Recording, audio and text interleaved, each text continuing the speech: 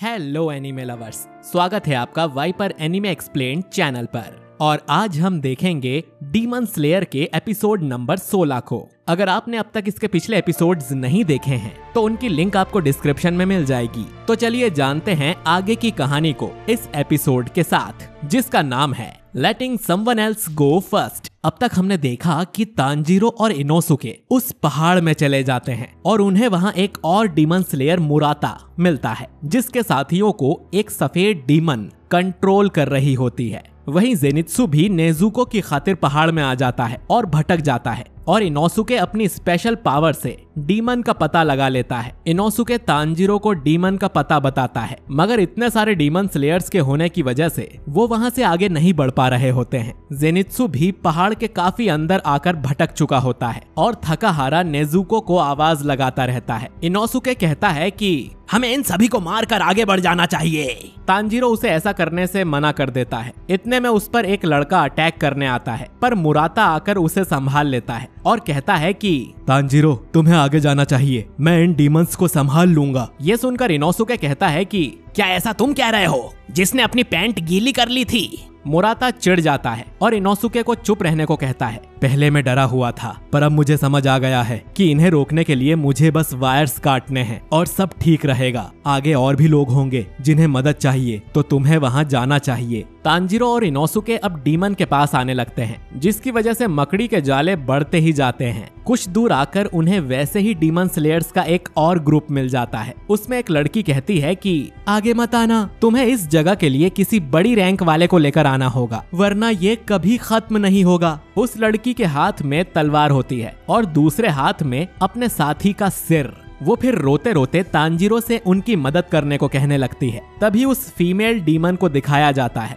जो इन सभी को कंट्रोल कर रही है। वो अपने हाथ चलाती है और कहती है कि जितना लोग मेरे करीब आते हैं उतने मेरे जाले स्ट्रॉन्ग हो जाते हैं।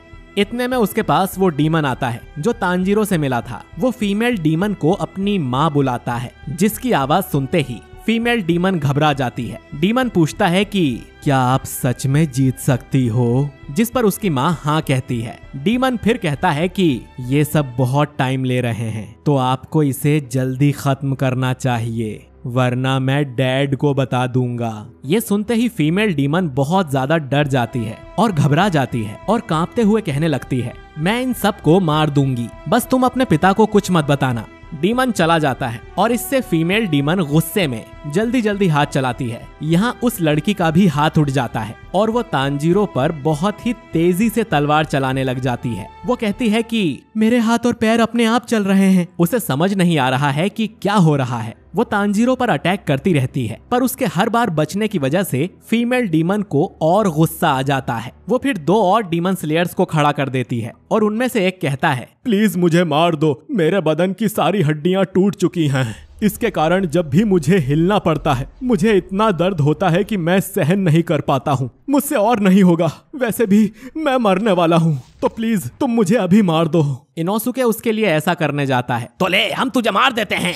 पर तांजीरो उसे रोक देता है और इनोसुके भी उस लड़की से फाइट नहीं कर पाता क्योंकि वो बहुत फास्ट होता है। तांजीरो अब सोचता है कि उन्हें क्या करना चाहिए। तांजीरो को फिर एक आइडिया आता है और वो भागने लगता है, जिसकी वजह से वो लड़की भी उसके पीछे अटैक करने आती है। किसी को समझ नहीं आता कि वो क्या कर रहा है। अब तांजीरो रुककर पीछे की ओर आता है और उस लड़की को उठाकर पेड़ की एक बड़ी डाली पर फेंक कर लटका देता है, जिससे वो लड़की हिल नहीं पाती और जिंदा भी रहती है। इनोसुके ये देखता है और चिल्लाता है, मैं भी ऐसा कर सकता हूँ, और वो बाकियों को अपने पास बुलाता है। वो एक लड़के को फिर जल्दी जल्दी लटका देता है और तांजीरो से कहता है, क्या तुमने देखा, मैंने उसे लटकाया, जो तुम कर सकते हो वो मैं भी कर सकता हूँ।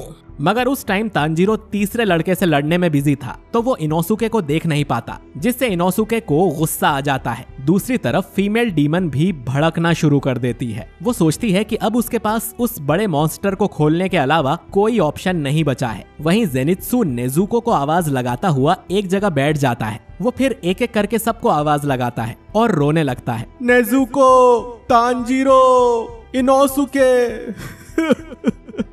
तभी उसकी कासुगाई बर्ड वहां आ जाती है और उसे देखकर जेनित्सु बेहद खुश हो जाता है। वो उसे पकड़कर गले लगा लेता है और कहता है कि तुमने अभी भी मेरा साथ नहीं छोड़ा, तुम कितनी अच्छी हो।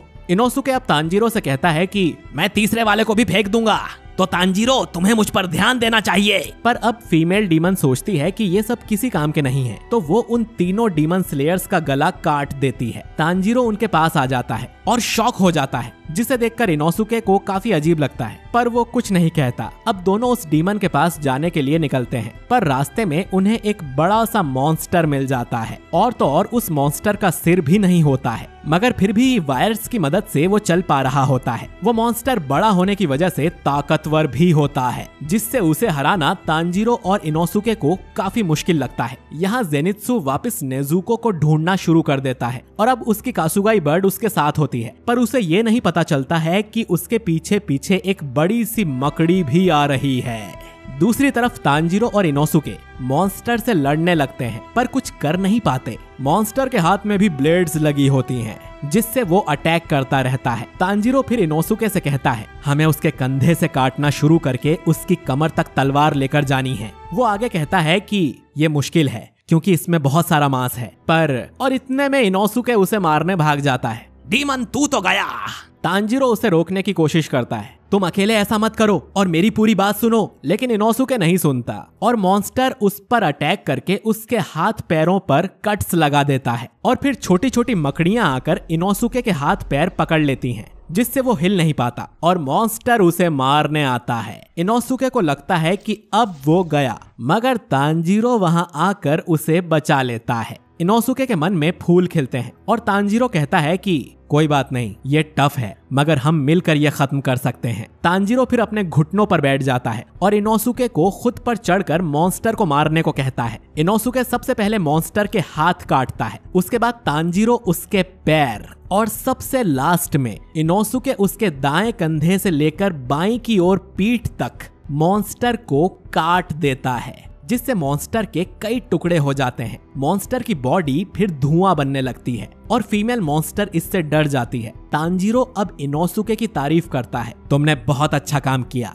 इनोसुके इससे चिढ़ जाता है और भागता हुआ तांजीरो के पास आकर उसे हवा में उछाल देता है। हवा में आते ही तांजीरो को डीमन की स्मेल आ जाती है और उसे पता चल जाता है कि वो कहाँ है। वो डीमन के पास हवा में ही आने लग जाता है। यहाँ फीमेल डीमन मन ही मन रोने लगती है और सोचती है कि ये मॉन्स्टर उसका सबसे पावरफुल हथियार था, मगर उन दोनों ने उसे मार दिया। और इतने में ही उसे आसमान से तांजीरो नजर आ जाता है, जो हाथ में तलवार लेकर उसे मारने आ रहा होता है। डीमन घबरा जाती है और सोचती है कि अब उसे क्या करना चाहिए, पर अचानक वो रुक जाती है और सोचती है कि वैसे अगर वो आज मर गई तो वो आजाद हो जाएगी। डीमन फिर अपने वायर्स को उंगलियों से हटाकर अपने हाथ तांजीरो के सामने फैला देती है और सोचती है कि अब वो आजाद होना चाहती है। तांजीरो ये देखता है और वाटर ब्रीदिंग अटैक से डीमन को मारकर हल्की बारिश करने को कहता है। तभी वहां धूप निकलती है और हल्की हल्की बारिश डीमन पर गिरने लगती है, जिससे डीमन को शांति मिलती है और उसकी आंखों से आंसू आने लग जाते हैं। वो सोचती है कि उसे बिल्कुल दर्द नहीं हो रहा है, बल्कि उसे कंफर्ट महसूस हो रहा है।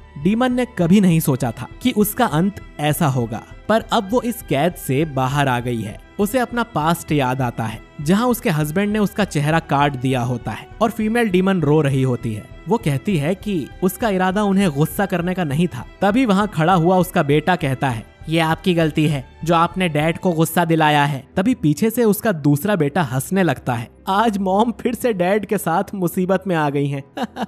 फिर उसका हस्बैंड उसे बालों से पकड़कर उठाता है, जिससे फीमेल डीमन चिल्लाने लगती है और उसकी बेटी बस ऊपर से ये सब देख रही होती है। वो दुखी होती है मगर बेबस भी रहती है, जिससे वो कुछ नहीं कर पाती है। प्रेजेंट में अब फीमेल डीमन का कटा हुआ गला हवा में उड़ रहा होता है और उसे तांजीरो दिखाई देता है। वो उसकी आंखें देखती है और सोचती है कि इसकी आंखों में कितनी अच्छाई है। ऐसी आंखों से मुझे पहले भी कोई देखा करता था जब मैं इंसान थी, मगर उसे याद नहीं आता है कि वो कौन था। उसे बस इतना याद होता है कि वो इस डीमन से बेहद लगाव रखता था। डीमन की आंखों में फिर आंसू आ जाते हैं और वो धुआं बनते बनते तांजीरो से कहती है, 12 किजुकी में से कोई यहाँ पर मौजूद है तो तुम ध्यान रखना। तांजीरो उससे कुछ पूछता है, तब तक डीमन गायब हो जाती है। तांजीरो इससे चौकन्ना हो जाता है और एपिसोड यहीं पर एंड हो जाता है। दोस्तों, अगले एपिसोड में हमें और भी धांसू एक्शन देखने को मिलेगा। तो उसे बिल्कुल भी मिस ना करने के लिए हमारे चैनल वाइपर एनीमे एक्सप्लेन को अगर आपने सब्सक्राइब नहीं किया है तो सब्सक्राइब करके बेल आइकन दबाना है और इस वीडियो को लाइक और शेयर करना है और कमेंट करके बताना है कि आपको ये वीडियो कैसा लगा। मैं मिलता हूँ आपसे अगले एपिसोड के साथ।